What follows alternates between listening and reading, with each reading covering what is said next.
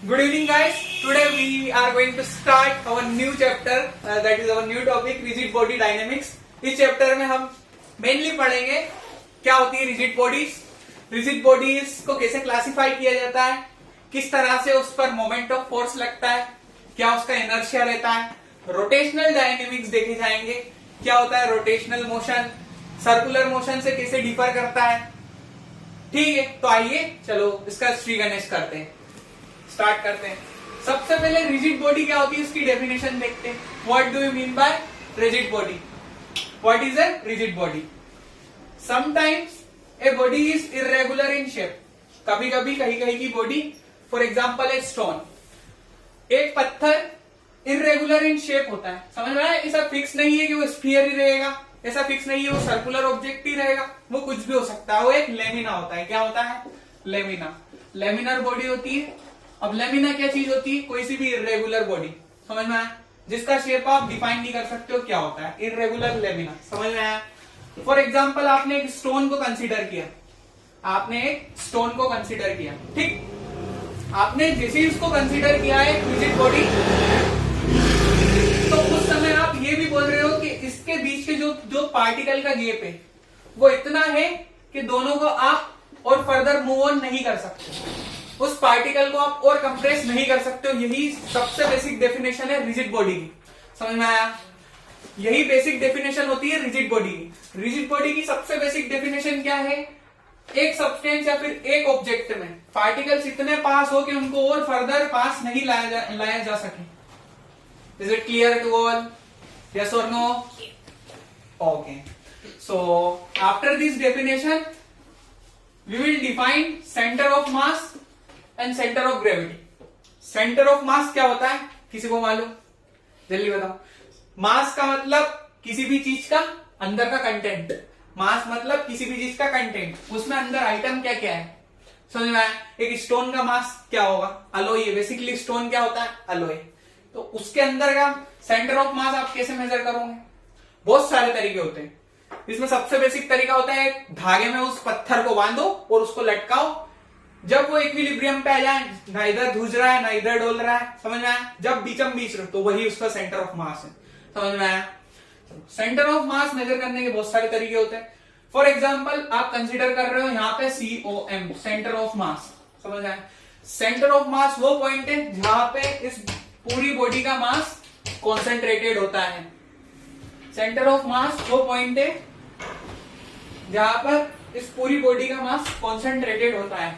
समझ में आया? It is a point where whole mass of the body is concentrated. समझ में आया? सेंटर ऑफ मास क्लियर है। अब सेंटर ऑफ ग्रेविटी की तरफ बढ़ते हैं। सेंटर ऑफ मास क्लियर हो, सेंटर ऑफ ग्रेविटी। अपन ने रिजिड बॉडी देखा, ऐसी बॉडी बहुत टाइटली पैक हो, और ज्यादा पास उसके पार्टिकल आ ही नहीं सकते, इतना क्लोजली पैक्ड होते उसके पार्टिकल। आप सॉलिड स्टेट देखो, कोई सा भी सॉलिड हो, रिजिड बॉडी में 90% तक आता है, बस 10% होता है वो कंप्रेस हो सकता है, 10% होता है वो कंप्रेस हो सकता है, ठीक। Centre of gravity, again centre of gravity वो पॉइंट है जहां पे पूरी अर्थ की ग्रेविटी लगती है। Whole pull of the earth acts. समझ में आया? Whole gravitational pull of the earth acts, जहां पर पूरे अर्थ का गुरुत्वीय आकर्षण बल केंद्रित हो। समझ में आया? सेंटर ऑफ मास कौन सा पॉइंट था? जहां पर पूरा भार, पूरा द्रव्यमान एकत्रित हो जाता है। समझ में आया? पूरा द्रव्यमान एक ही पॉइंट पर स्थित हो, और जिस पॉइंट पे सारी ग्रेविटी, सारा गुरुत्वीय आकर्षण बल लगता है, उसी पॉइंट को आप बोलते हो सेंटर ऑफ ग्रेविटी। समझ में आया? Centre of gravity is a point where whole mass of the body is concentrated. It is right और wrong? Is it right or wrong? Center of gravity is a point where whole gravitational pull of the earth acts. Write on your notebook. Center of gravity. The definition of center of gravity. Right? It is a point. Center of gravity is a point where whole gravitational pull. Center of gravity is a point where whole gravitational pull. Where whole gravitational pull of the earth acts. Whole gravitational pull of the earth acts. So my dear guys, gravitational pull is nothing but it is 9.8 metre per second square. It is a standard amount of value 9.8 metre per second square. In other words you can classify it as acceleration due to gravity. Acceleration due to gravity. Sorry, acceleration due to gravity. So, गुरुत्वीय आकर्षण त्वरण क्या होता है? गुरुत्वीय आकर्षण त्वरण वह चीज है जो कि एक फ्रीली फॉलिंग बॉडी पर लगता है और उसका मान होता है 9.8 मीटर प्रति सेकंड का स्क्वायर. मीटर प्रति सेकंड स्क्वायर. समझ में आया? ये पूरा बल समझ में आया? जहां पे अर्थ का पूरा सेंटर टू सेंटर वाला बल लगा, उस पॉइंट को आपने बोला सेंटर ऑफ ग्रेविटी. समझ में आया? इसको अगेन कैसे मेजर करोगे आप? कैसे मेजर करोगे? फ्रीली सस्पेंड करोगे, किसी भी चीज को नीचे फेंकोगे फ्रीली सस्पेंड करके, जिस समय उसका जो गुरुत्वीय आकर्षण त्वरण है उसका मान शून्य हो जाए. समझ में आया? त्वरण जहां पर शून्य हो जाए, वो और फर्दर एक्सेलरेट नहीं हो, उस पॉइंट पर सेंटर ऑफ ग्रेविटी की वैल्यू आप 100% बता सकते हो. Again centre of mass clear, centre of gravity clear. Now we will move on to its expression. Centre of mass के एक्सप्रेशन देखेंगे. First, centre of mass for a continuous body. Centre of mass for a continuous body system. Continuous body system कोई सी लगातार चलती हुई body, कोई सी लगातार चलता हुआ पिंड है, कोई सा लगातार चलता हुआ पिंड है, उस पर कैसे बताओगे आप सेंटर ऑफ मास की वैल्यू? देखो, सेंटर ऑफ मास को आप पहली बात रिप्रेजेंट करोगे एक्स कोऑर्डिनेट, वाई कोऑर्डिनेट और जेड कोऑर्डिनेट में. Z, Y, X. समझ में आया? एक बॉडी को 3 डायमेंशन में देखोगे आप, 3D नहीं देखोगे. फॉर एग्जाम्पल, एक आपने इरेगुलर लेमिना लिया, वही स्टोन लिया, स्टोन को कंसीडर करो. इसका सेंटर ऑफ मास कैसे निकालोगे? यहां पे आपने एक पॉइंट लिया, इस पार्टिकल का मास है m1, अगला पॉइंट लिया, उसका मास है m2. कोऑर्डिनेट से मतलब एक्सटर्नल पॉइंट से यहां तक का डिस्टेंस r1, एक्सटर्नल पॉइंट से यहां तक का डिस्टेंस r2. समझ में आई इतनी बात? एक पार्टिकल का मास m1, अगले पार्टिकल का मास एक स्टोन में m2, यहां से यहां तक का डिस्टेंस r1, यहां से यहां तक का डिस्टेंस r2. समझ में बात? भाई सेंटर ऑफ मास को एक्स एक्सिस पे मेजर करने के लिए, अगर ये इसकी डायरेक्शन एक्स एक्सिस पे, एक्स एक्सिस पे कैसे मास मेजर करोगे आप? एक स्पेशल फॉर्मूला होता है, summation of mi multiplied by ri upon summation of mi. Summation खोलना आता है सभी को? समेशन खोलना आता है? चलो अभी खोल के बताते. समेशन मैथमेटिक्स का एक टूल है जो एक बड़ी वैल्यू को छोटी वैल्यू बना देता है, बड़ी वैल्यू को छोटे नोटेशंस में बताता है समेशन. भाई ये समेशन का मतलब होता है, आपने स्टैटिस्टिक्स में भी देखा होगा, समेशन का मतलब होता है जहां जहां पे आई हुए वहां पर एक बार 1 रखो, अगली बारी में वापिस से 1 रखो, आर के पास भी आई, फिर उस पर समेशन, समेशन में ही सम का नाम आ रहा है. तो समेशन का मतलब ही सम, बीच में प्लस का साइन लगाओ. अगेन फर्दर एम 2 और r2, i की जगह पे 2 रखो.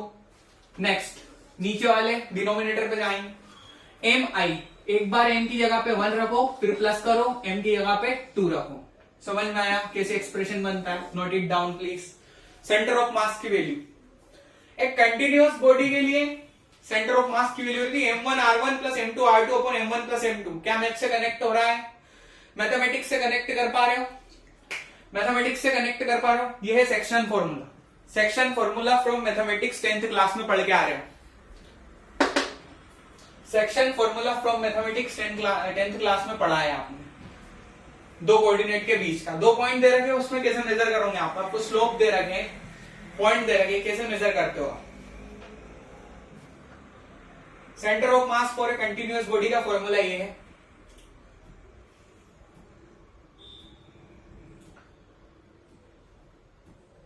एक कंटिन्यूअस बॉडी के लिए उसके सारे पॉइंट मासेस का सम होता है multiplied by the distance of separation,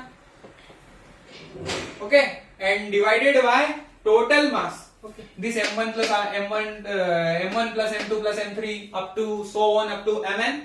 This is the total summation of whole mass of the body. यही क्या है? Total mass of the body m1 plus m2 plus m3. सारे पार्टिकल को एकत्रित करो एक जगह पे, सभी का समेशन ले लो. समेशन कैसे खुलता है? अगेन एक बार 1 रखो, अगली बार प्लस करके 2 लिखो. 3 4 5 for n number of particles. हमें नहीं पता है एक पत्थर में कितने पार्टिकल है. Listen carefully.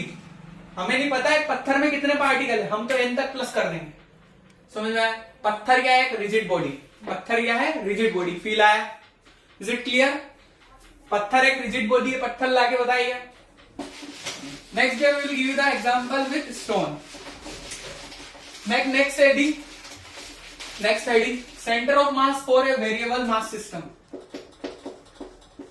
Centre of mass for a variable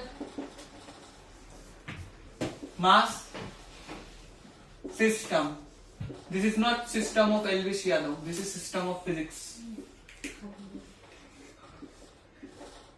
Center of mass for a variable mass system. समझ में आया?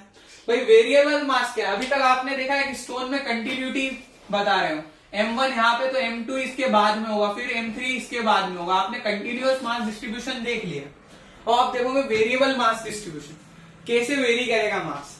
एक बॉडी जिसमें एक m1 यहां है तो अगला m2 यहां पे होगा. एक अमेरिका में तो अगला इंडिया में होगा. समझ में आया? Variable mass system. Variable mass system की डेफिनेशन जहां पे मास वेरी करे. For example rocket propulsion. Her point पे रॉकेट का मास कम होता है. जैसे जैसे रॉकेट ऊपर बढ़ता है वैसे वैसे उसका फ्यूल कम होता है तो उसका मास भी कम होता है. समझ में आया? डिसइंटीग्रेशन होता है उसके फ्यूल में. वैसे ही एक पत्थर को अगर तोड़ दिया जाए, तबीयत से उसको फेंका जाए, उसको दाग दिया जाए और किसी के सर पे जाके वो टूट जाए. सर तो नहीं टूटा पर पत्थर जरूर टूट गया. उस समय आप बोल सकते हो कि पत्थर का मास कम हुआ और उसका मास वेरी कर गया. क्या कर गया? वेरी कर गया. समझ में ये बात? उसका मास था कैपिटल M, वहां पे जाके बन गया small m. Variable mass system. समझ में ये बात? Is it clear? तो इसको मेजर कैसे करते हैं? टोटल अगेन समेशन रूल है. पूरी बॉडी के मासेस को प्लस कर दो. सारी बॉडी के मास को प्लस कर लो एक जगह पे. ठीक है? और इसी समेशन को आप बोलोगे इतना इतना मास आपने लिया dm. ठीक है? छोटा सा मास आपने dm लिया. ठीक है? जरा सा मास. अगेन आपने यहां का डिस्टेंस लिया dx. छोटा सा डिस्टेंस dx. पूरे पत्थर का मास कितना है? पूरे पत्थर का मास कैपिटल M. पूरे पत्थर की लेंथ कितनी है? Capital L. Capital L length है. समझ में आया? सेंटर ऑफ मास कितना है पत्थर का? नहीं पता, कैलकुलेट ही करना. देखना, this is very important topic, exam oriented topic. One question from this topic will definitely arise from centre of mass for a variable mass system. Variable mass system अब तुम देखोगे टोटल मास का summation लेंगे. हमें basically किसी चीज को पता करना है तो उसको छोटी से छोटी पॉइंट से खींचते हैं. सबसे छोटा पॉइंट देखो किसी भी चीज का, उसके बारे में थोड़ी थोड़ी जानकारी लोगे, जब जाके आपको उसके बारे में पूरा पता चलेगा. फिजिक्स पढ़ना है तो छोटे से चैप्टर से स्टार्ट करो. पढ़ो यूनिट्स एंड डायमेंशन, फिर उसके बाद पढ़ो मोशन, फिर उसके बाद पढ़ो सर्कुलर मोशन, प्रोजेक्टाइल. धीरे धीरे करके स्टार्ट होता है. तो सबसे छोटी से छोटी चीज आपको उसकी निकालनी पड़ेगी. अब आपको बड़े पार्टिकल के बारे में समझना तो उसके सबसे पहले आपको एटम के बारे में समझना पड़ेगा. If you are going with chemistry you have to be atomic. आपको एटॉमिक बनना पड़ेगा एटम को स्टडी करने के लिए. समझा? तो यही आपने छोटा सा लेंथ लिया dx, छोटा सा डिस्टेंस dx या फिर लेंथ, छोटा सा मास लिया dm, छोटे से पॉइंट के लिए. पूरा मास आपको मालूम है कि उस पत्थर का m है और पूरी लेंथ उस पत्थर की l है, पर आपने छोटा सा पॉइंट कंसीडर किया. जैसे dx यहाँ पे dx, सारे dx को मिला दो मैं, क्या बनेगा? सारे dx को प्लस कर दो तुम. समझ में आया? सारे dx को प्लस करो. यहाँ पे समेशन ऑफ dx, सारी लेंथ को प्लस कर लो x को, तो ये dx में कन्वर्ट हुई. Integration dx. सारे मासेस को प्लस कर लो, xi को प्लस करा तो ये बना, सारे मासेस को प्लस करोगे dm dm करके, सारे मासेस को एक एक बार प्लस कर लो। तो ये दो नोटेशन होता है, एक तो आप dx बनाते हो, एक आप dm बनाते हो, छोटी लेंथ और छोटा मास।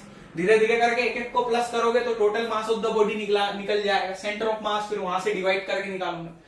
सेंटर ऑफ मास कैसे निकालोगे, ये 2 पॉइंट से निकालोगे। फर्स्ट दोनों को दे दो, फर्स्ट इक्वेशन कंबाइनिंग जल्दी। छोटे छोटे पॉइंट को कंसीडर करो एक पत्थर पे, डीएम लो, छोटा सा मास, छोटी सी लेंथ, डीएक्स। समझ में आई इतनी चीज?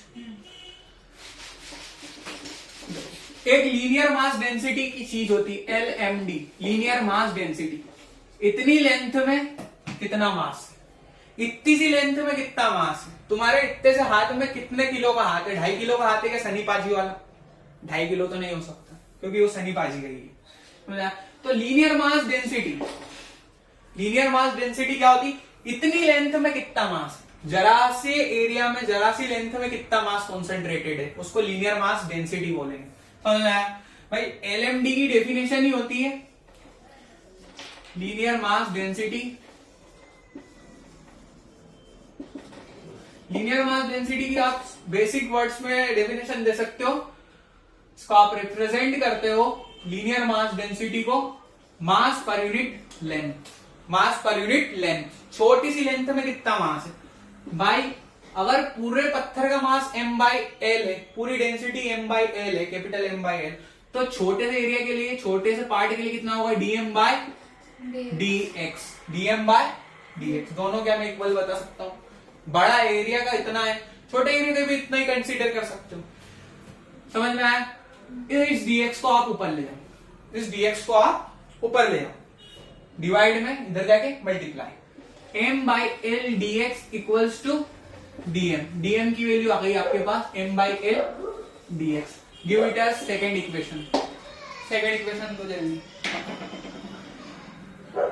dm की वैल्यू आपने निकाली m/l dx, dm is equal to m/l dx। Derivation is very very important. dm equals to m/l dx। Linear mass density क्या होती है? इतनी सी लेंथ में कितना मास है, छोटी सी लेंथ में छोटा मास, बड़ी लेंथ में बड़ा मास। मास पर यूनिट लेंथ, तुमने डेंसिटी पढ़ी है मास पर यूनिट वॉल्यूम, पर यहां पे लेंथ के लिए मास पर यूनिट लेंथ, इसलिए लीनियर बोला गया, LMD, लीनियर मास डेंसिटी। समझ में आया? डीएम की वैल्यू निकाल ली यहां से। नेक्स्ट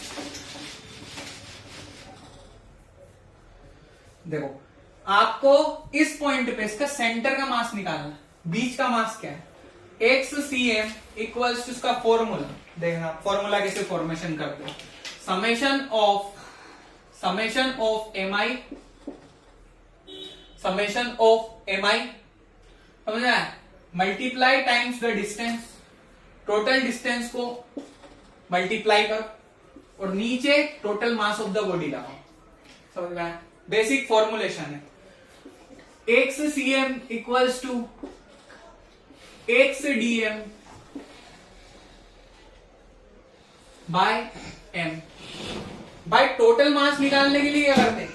छोटे से पॉइंट के लिए जैसे छोटे छोटे dm सारे dm को प्लस करोगे तो इंटीग्रेट करना पड़ेगा। क्या करना पड़ेगा? इंटीग्रेट करना पड़ेगा। m is constant, mass of a body always remains constant. Integration से बाहर निकालो जल्दी। XCM equals to 1/m XDM। XCM equals to 1/m XDM। भाई dm की वैल्यू क्या निकाली थी आपने पहले? dm की सेकंड इक्वेशन से dm की वैल्यू बोलो। m/l dx। वेरी गुड, जल्दी से रखो, dm की जगह पे m/l dx रखो जल्दी।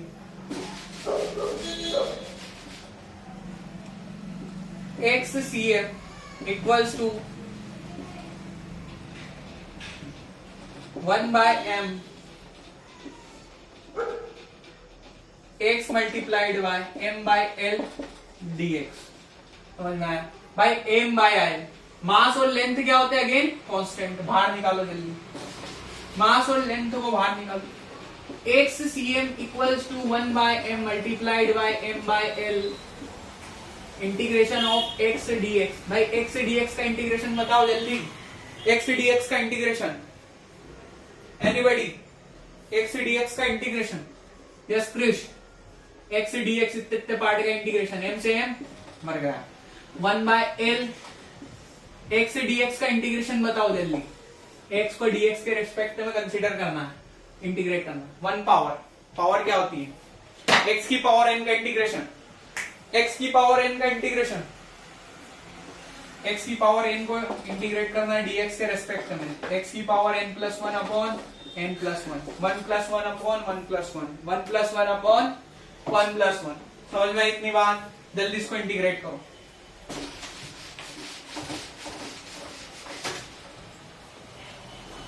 Center of mass for x coordinate is given by 1/L times x dx.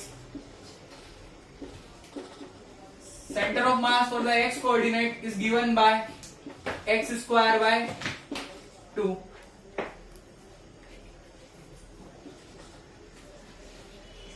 X cm is equal to 1/L times x square by 2.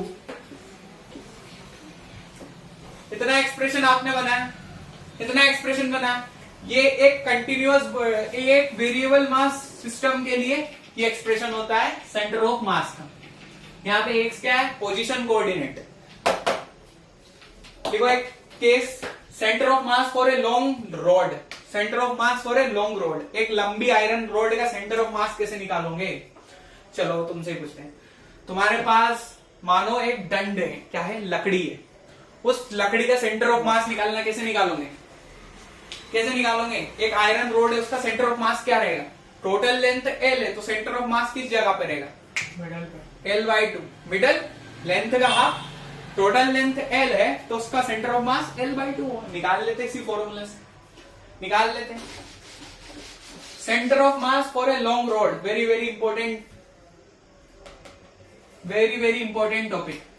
Long road के लिए क्या होता है?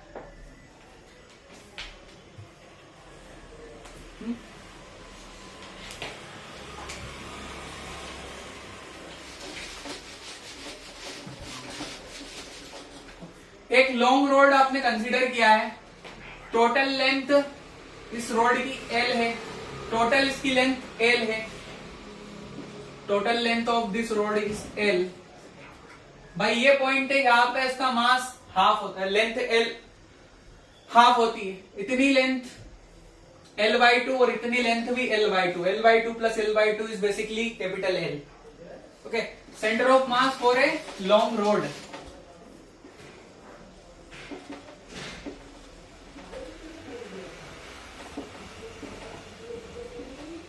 long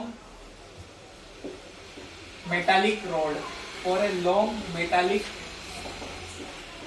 rod। देखो इसमें क्या है, टोटल एक आयरन रोड ली आपने, फॉर एग्जांपल Fe की एक रोड ले लो, आयरन रोड, और इसकी आपने टोटल लेंथ बोली L, स्टार्ट होती है 0 से, L इज इक्वल टू 0 से, तो L is equal to L तक, समझ में आया? भाई इसकी लिमिट कहां से कहां तक लोगे? 0 से तो L तक। जल्दी से इसको इंटीग्रेट करो। सेंटर ऑफ मास का फॉर्मूला क्या पढ़ा पीछे आपने? 1/m multiplied bye x dx, कहां से कहां तक? 0 से तो L तक, इंटीग्रेट करोगे पूरी रोड के लिए। जल्दी, x cm equals to 1/m x square by 2, कहां से कहां तक? 0 से तो L तक, 0 से तो L तक। जल्दी इंटीग्रेट करो, डेफिनाइट इंटीग्रल, डेफिनाइट इंटीग्रल, जल्दी इंटीग्रेट करो।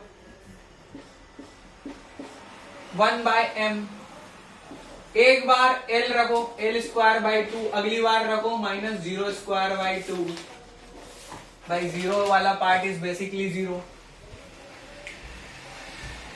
0 वाला part is basically 0।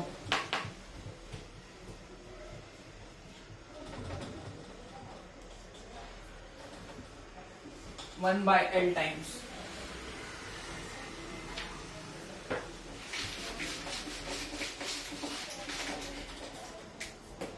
x cm is equal to L square by 2 times of L, L से L मारा 25। Is it proved? Is it proved? Direct इस फॉर्मूले को रटेंगे, इतनी डेरिवेशन से कोई मतलब नहीं, हमें क्या हुआ क्या रामकथा हुई, डायरेक्ट फॉर्मूला को याद करेंगे, डायरेक्ट फॉर्मूले को याद करेंगे। Centre of mass for a long metallic road का फॉर्मूला होता है L/2। भाई लेंथ को आधा कर दोगे उसका सेंटर ऑफ मास आ जाएगा। लेंथ को आधा करने पे एक लंबे से डंडे का मास आ जाएगा। समझ में आया? डायरेक्ट फॉर्मूला लिखो, very very important formula, exam oriented formula. Centre of mass for a long road L/2 half होता है। कैसे प्रूव हुआ इससे हमें कोई मतलब नहीं, हमें फाइनल एक्सप्रेशन याद रखना है।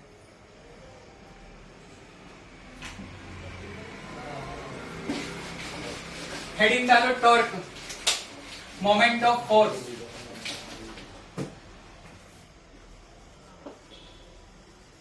मोमेंट ऑफ फोर्स स्लैश करके लिखो टॉर्क। टॉर्क होता है हमारे फिजिक्स के ताऊ जी। टॉर्क क्या होता है फिजिक्स के ताऊ जी? It is a vector quantity. Torque क्या होती है? एक वेक्टर क्वांटिटी, ये एक सदिश राशि है। कौन सी राशि है? सदिश राशि टॉर्क। टॉर्क को बोलते ताऊ जी। क्या बोलते हैं? ताऊ जी। फिजिक्स में इस ग्रीक लेटर को बोलते हैं टाउ। क्या बोलते हैं? टाउ। अब टॉर्क को निकालने का सबसे आसान तरीका होता है, आपने एक बॉडी लिया, वही एक रिजिड बॉडी लिया, ठीक है, उसको एक्स एक्सिस के अलोंग आप फोर्स प्रोवाइड कर रहे हो, एक्स एक्सिस के अलोंग आप उस पर फोर्स लगा रहे हो, बल लगा रहे हो, उसका total radius perpendicular distance from the centre कितना है? आर है। सेंटर से तो 20 तक का सेंटर से तो एंड पॉइंट तक का डिस्टेंस उस बॉडी का आर है। टॉर्क की डेफिनेशन क्या होती है? टॉर्क की बेसिक डेफिनेशन क्या होती है? उसमें जो भी बल लग रहा है उसका मल्टीप्लाई कर दो परपेंडिकुलर डिस्टेंस से। परपेंडिकुलर डिस्टेंस से basic definition of torque, force multiplied by perpendicular distance.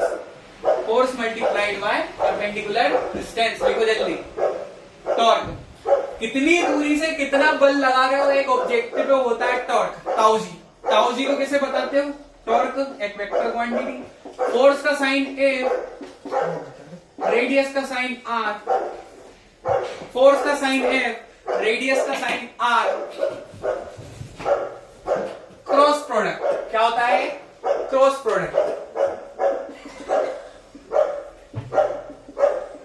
आपने एक्स डायरेक्शन के अलोंग फोर्स लगाई, एक्स डायरेक्शन के अलोंग आपने फोर्स लगाई और उसी फोर्स में रेडियस का मल्टीप्लाई कर दिया, टोटल डिस्टेंस का मल्टीप्लाई किया, जो भी परपेंडिकुलर डिस्टेंस है। समझ में आया? ताऊ जी की डेफिनेशन समझ में आई? ताऊ जी बराबर से फादर इन रिलेशनशिप विथ ताऊ जी, फॉर्मूला का mnemonics. Father in relationship with ताऊ जी, एफ क्रॉस आर। भाई क्रॉस प्रोडक्ट फिजिक्स में कैसे बोलता है? F R sine theta, F R sine theta. Physics में क्रॉस प्रोडक्ट कैसे खुलता है? F R sine theta, F R sine theta, F R sine theta. समझ में आया? ताऊ जी की डेफिनेशन लिखो बच्चे।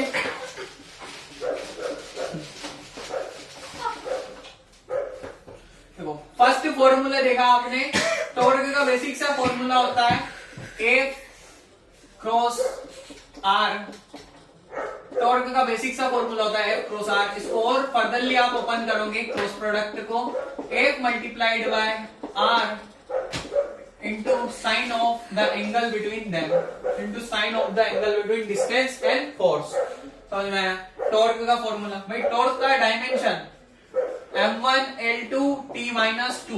टॉर्क का dimensional formula M1 L2 T-2। भाई यूनिट न्यूटन मीटर, फोर्स का यूनिट न्यूटन, रेडियस का यूनिट एक डिस्टेंस है, लेंथ होती है इसलिए मीटर, न्यूटन मीटर। टॉर्क का ऐसा unit newton metre, newton power का मल्टीप्लाई करो मीटर में। टॉर्क का ऐसा यूनिट न्यूटन मीटर। टॉर्क। अगला जो अनजान प्राणी है, अगला जो अनजान व्यक्ति है वो एंगुलर मोमेंटम। अगला जो अनजान प्राणी है एंगुलर मोमेंटम प्राणी, बायोलॉजिस्ट, मिस्टर बायोकेमिस्ट। देखो एंगुलर मोमेंटम, फॉर एग्जाम्पल आप एक गोले में घूम रहे हो, उसको केमिस्ट्री से कनेक्ट करना, बोर्स एटॉमिक मॉडल से, एंगुलर मोमेंटम पढ़ के आ रहे हो उसमें। बोर का सेकंड पोस्टुलेट ये बोलता है कि the electron revolves around only those orbits which are the integral multiple of NH by 2 pi, NH by 2 pi. Electron उसी ऑर्बिट, उसी शेल में घूमता है जहां पे उसका angular momentum NH by 2 pi का मल्टीपल होता है। समझ में आया? समझ में आया भाई? एंगुलर मोमेंटम क्या है? तुमने देखा है एक बॉडी जीरो से स्टार्ट हो रही है, जीरो वेलोसिटी से, रेस्ट से स्टार्ट हो रही है, जा रही है v वेलोसिटी पे। भाई एक पार्टिकल की वेलोसिटी है v, सर्कुलर ऑर्बिट में एक पार्टिकल v वेलोसिटी से घूम रहा है। भाई सर्कुलर पाथ की रेडियस कितनी है r, सर्कुलर पाथ की रेडियस कितनी है r, उस पे लग रहा है लीनियर मोमेंटम, उस पे क्या लग रहा है? Linear momentum. सर्कुलर पाथ में एक ऑब्जेक्ट घूम रहा है m मास का v वेलोसिटी से, उसकी रेडियस है r, उस पे लग रहा है लीनियर मोमेंटम p। तो भाई एंगुलर मोमेंटम कुछ नहीं होता है, linear momentum multiplied by radius. यहाँ पे रेडियस का सबसे बड़ा रोल है रोटेशनल मोशन में, रेडियस के अलोंग सारे ऑब्जेक्ट्स घूमते हैं। डिस्टेंस का सबसे बड़ा रोल है रोटेशनल मोशन में।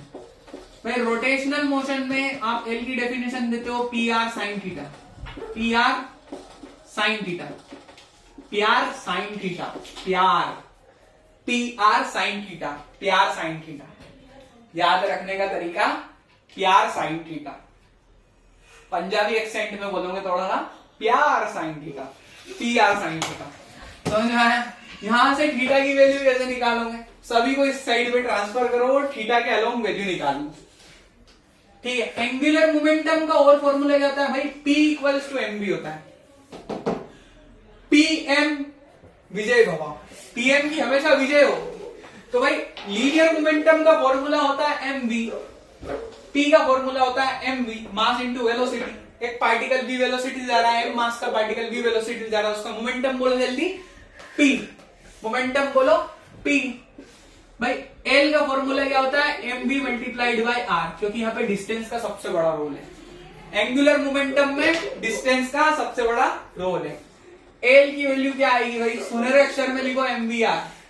L का second formula mvr।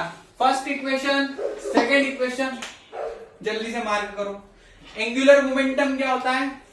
Circular path में जब भी एक ऑब्जेक्ट घूमता है, सर्कुलर पाथ में जब भी एक ऑब्जेक्ट घूमता है, उसका कोई रेडियस होता है r, सर्कुलर पाथ का कुछ रेडियस होता है r, उसी r का मल्टीप्लाई कर दो लीनियर मोमेंटम में, तो एंगुलर मोमेंटम का कॉन्सेप्ट अराइज हो जाता है।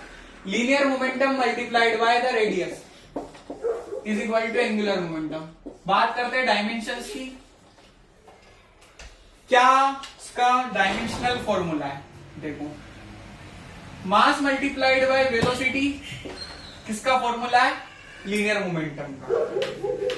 m1 l1 t माइनस 1, और डिस्टेंस एक और पावर जोड़ दोगे डिस्टेंस के लिए, एक और पावर जोड़ दोगे डिस्टेंस के लिए। एंगुलर मोमेंटम का formula m1 l2 t minus 1।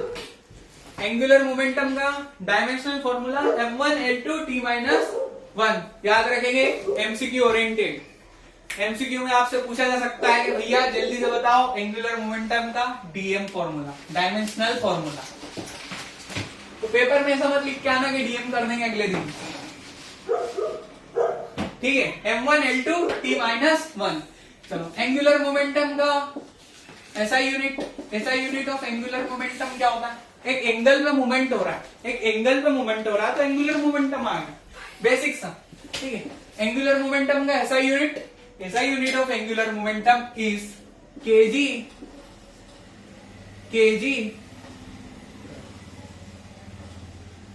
Metre पर सेकेंड, ओके? मीटर स्क्वायर पर सेकेंड, kg मीटर स्क्वायर पर सेकेंड, किलोग्राम मीटर स्क्वायर पर सेकेंड। एंगुलर मोमेंटम का फार्मूला, एसआई यूनिट का फार्मूला। एसआई यूनिट कैसे निकाली जाती है? सबसे पहले फॉर्मूला लिखो, P का फॉर्मूला mv, r क्या है? एक डिस्टेंस, आर क्या है डिस्टेंस, एल का formula M V R, M for mass, V for velocity, R for distance. जल्दी से डायमेंशन बनाओ और सही वर्ड लिखो।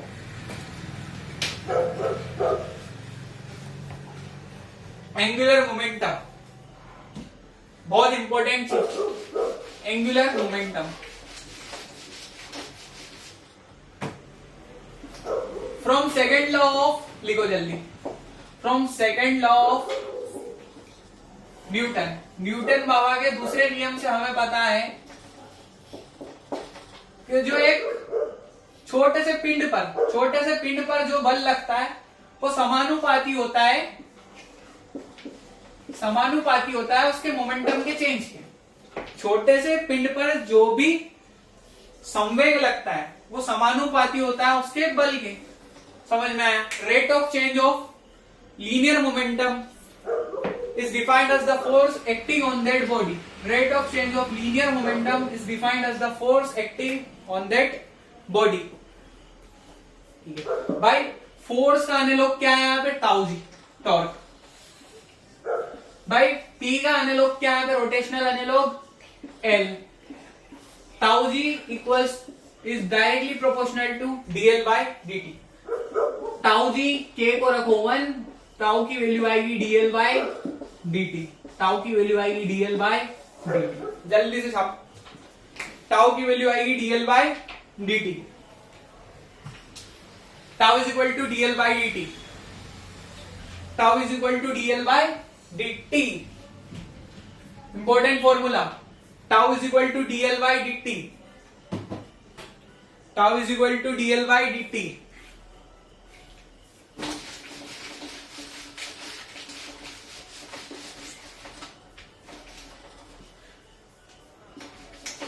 बात करते हैं मोमेंट ऑफ इनर्शिया की।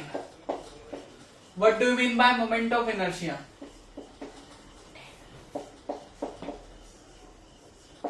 जैसे आपने मोमेंट ऑफ फोर्स पढ़ा वैसे ही moment of inertia. Moment of inertia को आई से रिप्रेजेंट करते हैं।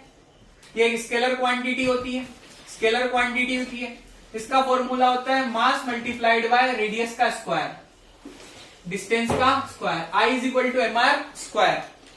तुम्हें मालूम है इन लॉ ऑफ इनर्शिया से, फर्स्ट लॉ ऑफ मोशन से, a body remains in its respective state of motion और rest unless compelled by an external force. जब तक आप सोए हो तो सोए हुए रहोगे और जब तक आप जागते हो तो जागते हुए रहोगे। अनटिल एंड अनलेस आपकी मम्मी ने आपके ऊपर पानी डालकर नहीं उठा दिया, आपके पापा ने आपको थप्पड़ मारकर रात को नहीं सुला दिया। तो ये इनर्शिया का लॉ रियल लाइफ में भी एप्लीकेबल है, ठीक है। तो इनर्शिया आपने क्या बोला? जिस बॉडी का जितना मास है, जितनी हेवी बॉडी है उतना ही इनर्शिया होगा, जितना मास है उतना ही इनर्शिया होगा। जहां आपने इनर्शिया बढ़ाया वहां पे मास भी बढ़े, जहां पे मास बढ़ा वहां पे इनर्शिया भी बढ़ेगा।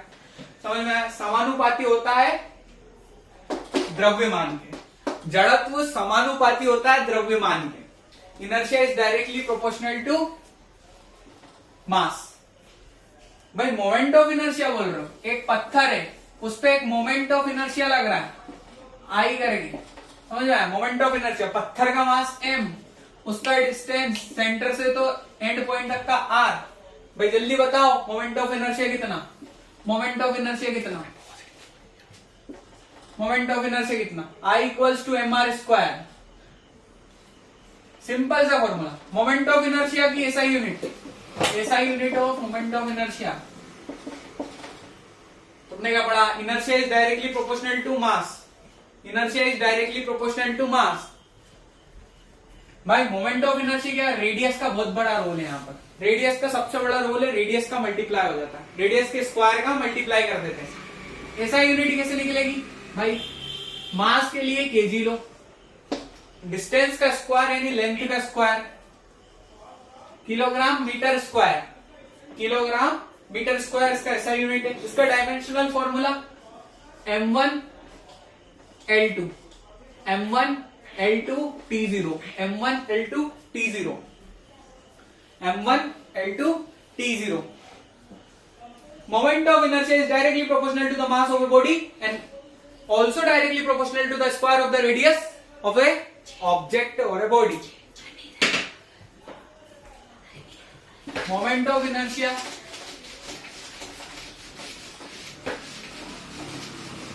खत्म। अलग अलग बॉडी के लिए अलग अलग मोमेंट ऑफ इनर्शिया होता है। स्फेरिकल बॉडी के लिए कुछ और रहेगा, सर्कुलर रिंग के लिए कुछ और रहेगा, सर्कुलर डिस्क के लिए कुछ और रहेगा, स्फीयर के लिए कुछ और रहेगा। स्फीयर के लिए मोमेंट ऑफ इनर्शिया कुछ और रहता है, सर्कुलर डिस्क के लिए मोमेंट ऑफ इनर्शिया कुछ और रहता है। वो डिपेंड करता है आप उसको एक्सिस के अलोंग घुमा रहे हो या फिर उसके एंड पॉइंट से आप घुमा रहे हो, वेरी करता है। आई वेरी करता है, पर आई का बेसिक सा formula M R square, I is equal to M R square, M R square.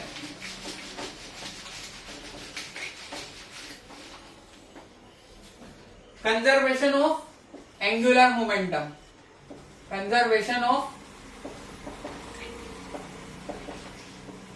Angular momentum. भाई कंजर्व होता है, angular momentum is always conserve. आपने पढ़ा है tau is equal to DL by dt। जब एक बॉडी पे नेट एक्सटर्नल टॉर्क जीरो होगा, जब एक बॉडी पे नेट एक्सटर्नल टॉर्क जीरो होगा तो DL by D T is equal to भी जीरो होगा, DL by D T is equal to भी जीरो होगा। यानी कि एंगुलर मोमेंटम कांस्टेंट रहेगा, एंगुलर मोमेंटम कांस्टेंट रहेगा। किसी भी कांस्टेंट का डिफरेंशिएशन, कांस्टेंट का डिफरेंशिएशन जीरो होता है। D by D X of any constant is zero. So L is always remains constant, L always remains constant. यानी कि initial angular momentum is equal to final angular momentum, यानी कि initial angular momentum is equal to final angular momentum. Angular momentum is always conserved. The total angular momentum of a body always remains conserved. ये law of conservation of energy के equivalent है, law of conservation of energy का जैसे statement है इसका भी, ठीक है। एल को आपने कांस्टेंट बना दिया। भाई एंगुलर मोमेंटम का जो बेसिक सा फॉर्मूला होता है आई ओमेगा। भाई चलो नई पिक्चर, ओमेगा क्या है यहाँ पे, ओमेगा क्या है, एंगुलर वेलोसिटी। किस वेलोसिटी से आप सर्कुलर पाथ में घूम रहे हो, रोटेशन लगा रहे हो, एंगुलर वेलोसिटी या फिर एंगुलर फ्रीक्वेंसी। एंगुलर वेलोसिटी होती है omega. L is equal to I omega भी एक सूत्र होता है इसका, L is equal to I omega, angular momentum निकालने का। यानी कि L I equals to L F I one omega one equals to I two omega two, I1 omega 1 is equal to I2 omega 2. Very good, very good. I1 omega 1 is equal to I2 omega 2. इसको आप proof भी कर सकते हो, L is equal to I omega, L is equal to I omega आप proof भी कर सकते हो। आपको मालूम है L is equal to MVR होता है, L is equal to MVR होता है। आपको मालूम है V is equal to omega R होता है, तुम पढ़ के आए हो। V is equal to omega times R होता है। L is equal to M omega R square, या फिर मैं एम और आर को एक साथ लिख सकता हूं, M R square into omega. भाई एम आर स्क्वायर किसका वैल्यू है, एम आर स्क्वायर किसका वैल्यू था, I is equal to M R square पढ़ के आया हो पीछे, I is equal to M R square पीछे पढ़ के आया हो। L is equal to I times omega, L is equal to I times omega. बन गया formula. Okay, moving on to the next topic, last topic of this chapter.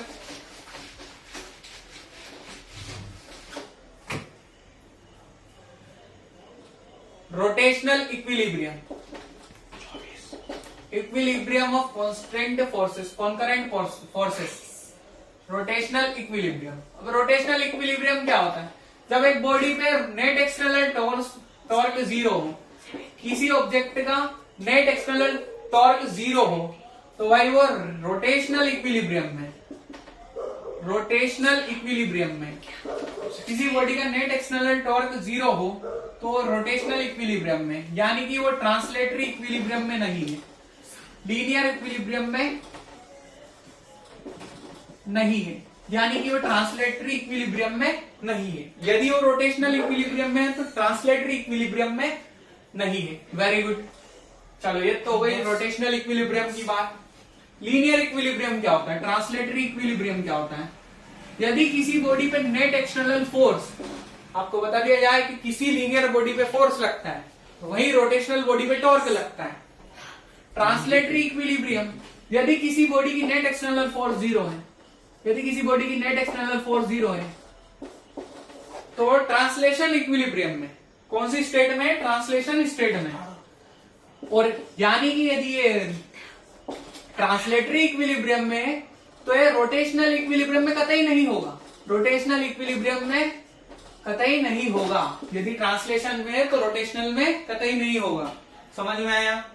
समझ में आया इक्विलिब्रियम का concept? Equilibrium is very very important. चलो equilibrium को day to day life में देखते हैं। आपने देखा सीसो, सीसो वाला झूला देखा आपने, जिस पे बच्चे झूलते हैं, सीसो। सीसो क्या होता है? सीसो बेसिकली एक ट्रायंगुलर लेमिना लगा रहता है बीच में। एक साइड पे एक बच्चा बैठता है, अगली साइड पे दूसरा उसका फ्रेंड बैठता है। दो फ्रेंड्स एक सीसो पे बैठते हैं।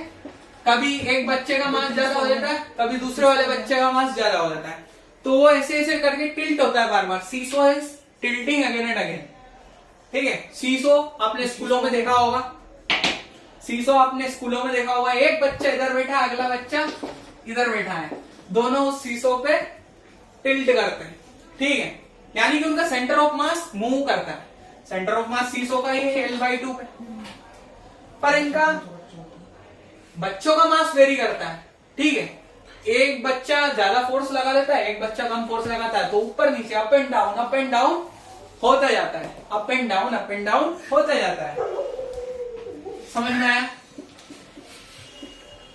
ऐसा पॉइंट जब दोनों बच्चे एक ही लाइन में आ जाए, सीसो बैलेंस हो जाए, दोनों बच्चे का मास 20-20 किलो का हो जाए, ये भी 20 का और ये भी 20 का, तो वो रोटेशनल इक्विलिब्रियम होगा। कौन सा इक्विलिब्रियम होगा? जब वो इत्तू सा भी ना हिले। समझ में आया?